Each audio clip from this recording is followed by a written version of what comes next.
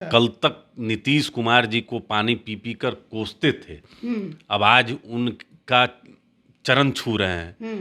तो मैं तो बहुत पहले से आपके माध्यम से कहता आया हूं कि लोकसभा चुनाव आने दीजिए, सबसे पहले अगर कोई पैर पकड़ेगा वह चिराग पासवान है, और उन्होंने पकड़ा। लेकिन क्या कह रहे हैं, नीतीश कुमार जी का मैं नीतिगत विरोध करता था, करता हूं और करता रहूंगा। ये किस तरीके का गठबंधन के सहयोगी हैं? मैं तो आपके माध्यम से कह रहा हूं, और भारतीय जनता पार्टी के भी तमाम नेताओं को कह रहा हूं कि समय रहते हुए ऐसे छद्मवेशियों से बचने की जरूरत है। 2020 में नीतीश कुमार के खिलाफ आप चुनाव लड़वाकर सबका जमीन और कट्ठा बेचवा दिए। अब जब खुद की बारी आई कि सदन पहुंचना है तो आप पैंतरा बदल दिए। अब क्या कहेंगे आपके कार्यकर्ता जो फेसबुक पे मुट्ठी भर चिल्लाते हैं next CM Chirag Paswan, next CM Chirag Paswan? अरे कम से कम उनको तो संबोधित कीजिए। हाजीपुर में भीड़ तो आपके नेता से ज्यादा। अरे भाड़े की भीड़ है, आप बोलिए ना, आपके लिए यहाँ 2000 गाड़ी अभी आ जाएगा तो आप नेता हो जाइएगा, आप पत्रकार है ना रहिएगा। अरे तो उनके पास धन पशु ना लोग हैं। अभी तो आप अरे उनके पास ईटा चोर, गिट्टी चोर, बालू चोर, सीमेंट छरिया सरिया का जितना वो सप्लायर लोग हैं सब तो धन पशु लोग रहेगा तो पैसा लगाएगा ना जी। तो हमको तो ऊर्जा हाजीपुर से ही मिलती है हमारी पार्टी को। तो हाजीपुर से हमारे नेता चुनाव लड़ेंगे। नवादा है, आदरणीय चंदन जी हैं वहाँ पर। समस्तीपुर आदरणीय प्रिंस राज जी हैं। हमारी सारी सीटें मिलेंगी जी। वैशाली से बीना देवी लड़ेंगी? नहीं, वैशाली से हमारा प्रत्याशी जो है आने वाले समय में चेंज हो जाएगा। जमुई से कौन लड़ेगा? जमुई से देखिए, हम लोग निरंकुश नहीं हैं।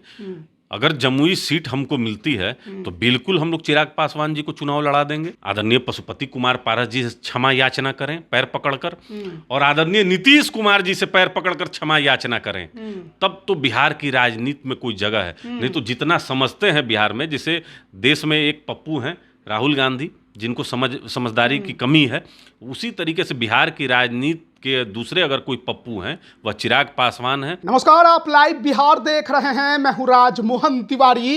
देखिए, बिहार में एनडीए गठबंधन की सरकार बन चुकी है। कुछ दिन पहले तक जो धूढ़ विरोधी थे अब एक दूसरे के साथ आ गए हैं। चाहे बात आप चिराग पासवान की कर लीजिए, नीतीश कुमार की कर लीजिए, बीजेपी की कर लीजिए, उपेंद्र कुशवाहा की कर लीजिए और पशुपति कुमार पारस की कर लीजिए।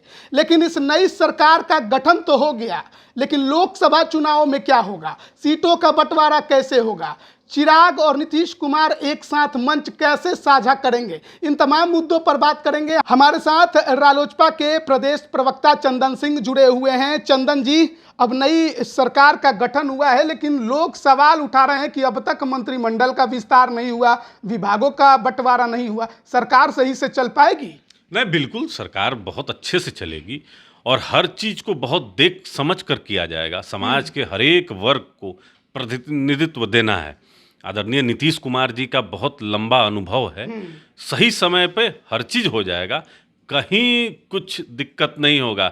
मतलब आप समझ रहे हैं, देहाती भाषा में समझिए तो व्याकुल नहीं होना है। अच्छा, बस सब अच्छा होगा। लेकिन अब सरकार गठन हुआ, कहाँ एक दूसरे के खिलाफ चिराग पासवान नीतीश कुमार बोलते थे, उपेंद्र कुशवाहा बोलते थे, अब सब एक मंच पर खड़े हो जाइएगा आप लोग।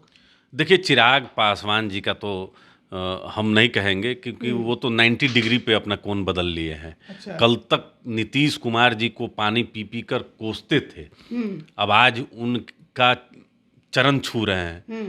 तो मैं तो बहुत पहले से आपके माध्यम से कहता आया हूं कि लोकसभा चुनाव आने दीजिए, सबसे पहले अगर कोई पैर पकड़ेगा वह चिराग पासवान है, और उन्होंने पकड़ा। क्योंकि देखिए, जो नीतिगत बात होती है, वैचारिक होती है, अगर पार्टी आपकी है तो कुछ नीति भी होगी। तो आपका तो विरोध नीतीश कुमार की नीतियों से था, लेकिन जिस तरीके से चिराग पासवान अब नीतीश कुमार के आश्रय पर हैं कि जमुई से हमको चुनाव जीतना है तो इस गठबंधन में रहना होगा, तो उन्होंने अपना बदला है।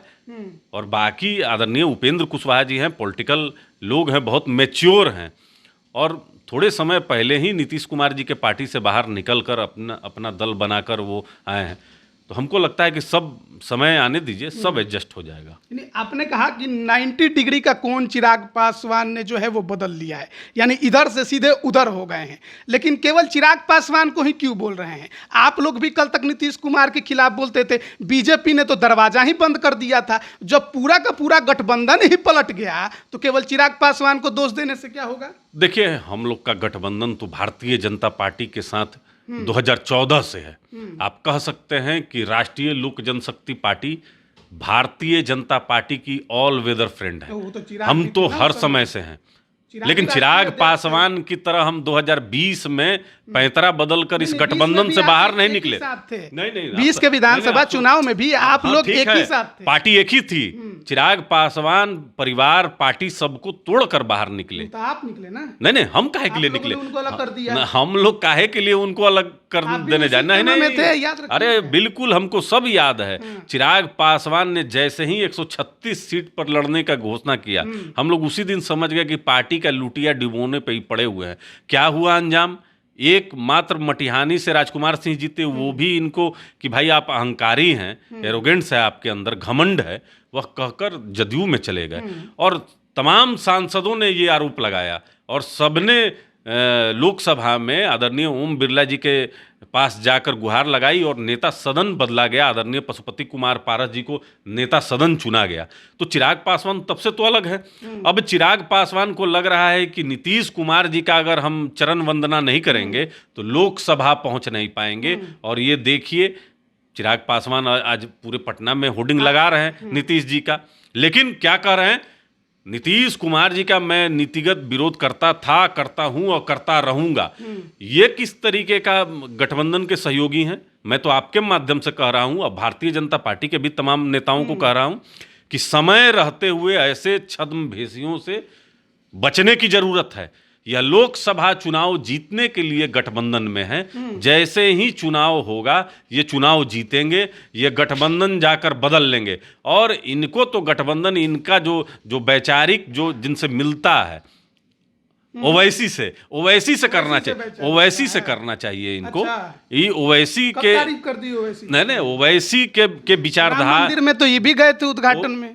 अब मतलब राम मंदिर में आपको उद्घाटन के लिए बुलाया। सुन लीजिए, राम मंदिर में आपको उद्घाटन के लिए वहाँ ट्रस्ट आपको बुलाया था कि सब जितना भी फिल्म स्टार देखिए सबको सेल्फी खींचे लगी है। अरे महाराज, आप मेंबर ऑफ पार्लियामेंट हैं, कम से कम थोड़ी तो गरिमा आप रखते। ये ऐतिहासिक दिन था वो। मतलब सबके साथ घूम हम अगर समझ सकते कि रणवीर कपूर भी अगर इनके साथ सेल्फी लेते, आयुष्मान खुराना भी लेते इनके साथ, कैटरीना कैफ जी भी लेती अगर इनके साथ सेल्फी, तो इनके साथ तो कोई सेल्फी नहीं ले रहा था। यही उछल कर सबके साथ सेल्फी लेने के लिए गए थे। क्या दिक्कत हुआ आपको? कोई दिक्कत नहीं है, ठीक है, जिसकी जैसी भावना, हम लोग क्या कह सकते हैं। लेकिन बिहार का जो राजनीतिक घटनाक्रम है उसको समझने की जरूरत है। जिस विचारधारा को लेकर आप चले थे अपने कार्यकर्ताओं के बीच में, 2020 में नीतीश कुमार के खिलाफ आप चुनाव लड़वाकर सबका जमीन और कट्ठा बेचवा दिए।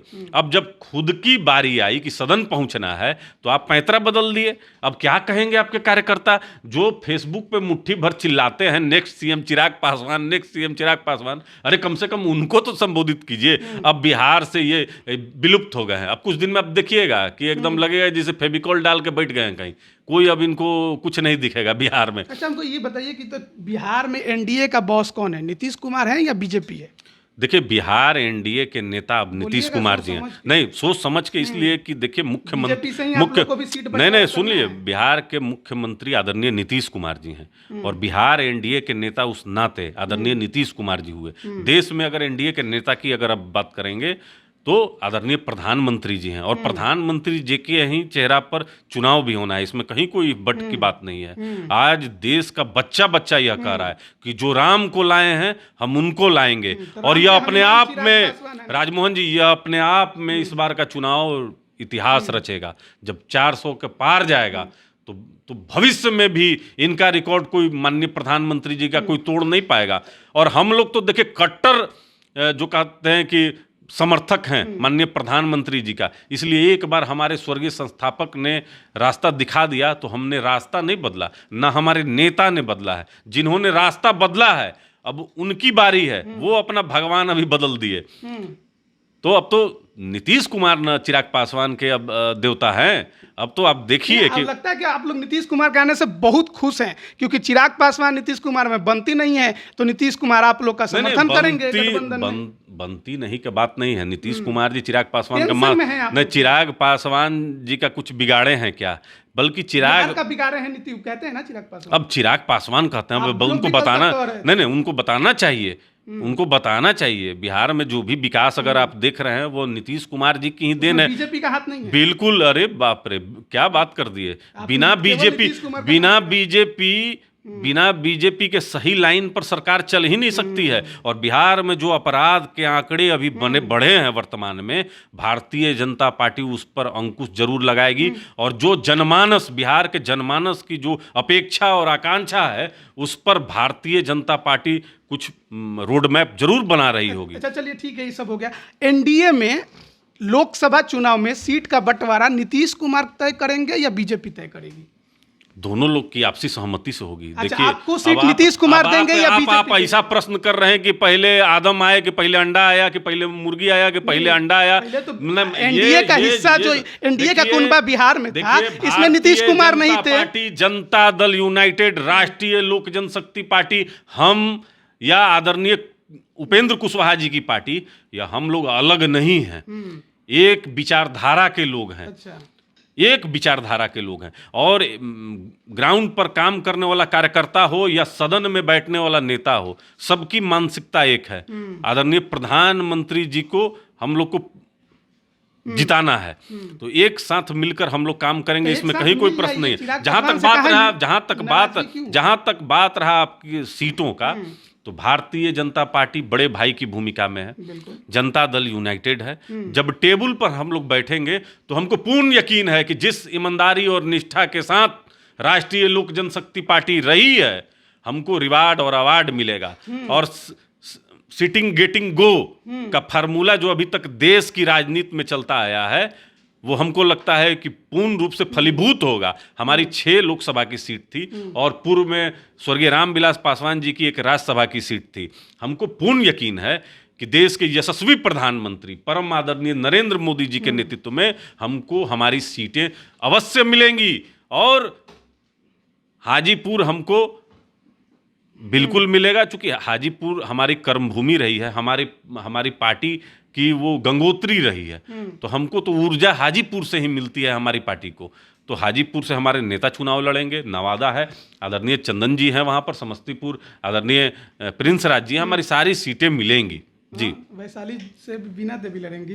नहीं, वैशाली से हमारा प्रत्याशी जो है आने वाले समय में चेंज हो जाएगा। जमुई से कौन लड़ेगा? जमुई से देखिए, हम लोग निरंकुश नहीं हैं।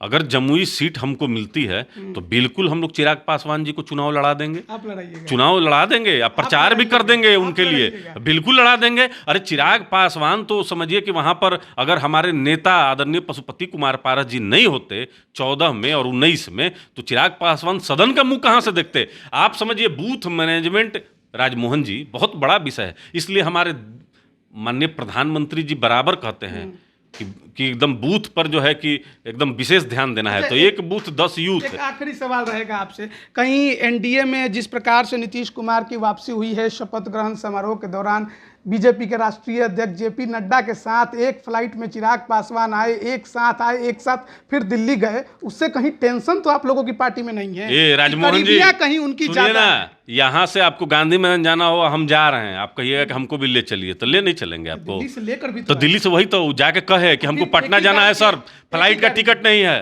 तो लेके आए। हम लोग तो देखे ना हैं। अरे जिसके पास ना विधायक हो, आप वो तो डिप्टी सीएम भी बन रहे थे, हंसिएगा नहीं, हंस दीजिए। अब देखिए, जिसका एक विधायक नहीं है वो डिप्टी सीएम बन रहा है। आदरणीय मांझी जी के पास 4 विधायक है, वो तो नहीं बोल रहे हैं कि हमको डिप्टी सीएम चाहिए, इनको डिप्टी सीएम बना रहे थे लोग। तो देखिए, इस तरीके के जो छद्मवेशी लोग हैं उनको हम लोग पहचानते हैं।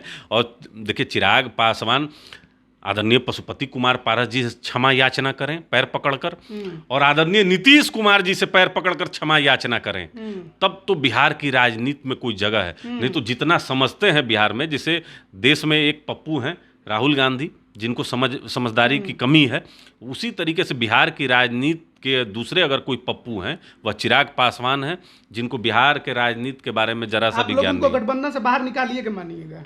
अरे वो उनमें जरा सा भी नैतिकता अगर बची है तो स्वतः वो इस्तीफा देकर इस गठबंधन से जाएं और ओवैसी से गठबंधन करें। अब तो आरजेडी भी उनके लिए दरवाजा बंद कर दिया है, जिसके पास ना वोट है, ना समीकरण है, ना जनता है, जो राजस्थान और मध्य प्रदेश में नोटा से भी हारता हो, जिसका कुशेश्वर स्थान तारापुर में जमानत जब्त होता हो, जो विधान परिषद के चुनाव में जिसको प्रत्याशी ना मिलता हो और राष्ट्रीय जनता दल को जो समर्थन करता हो, तो हम लोग क्या कहें। हाजीपुर में भीड़ तो आपके नेता से ज्यादा। अरे भाड़े की भीड़ है, आप बोलिए ना, आपके लिए यहाँ 2000 गाड़ी अभी आ जाएगा तो आप नेता हो जाइएगा, आप पत्रकार है ना रहिएगा।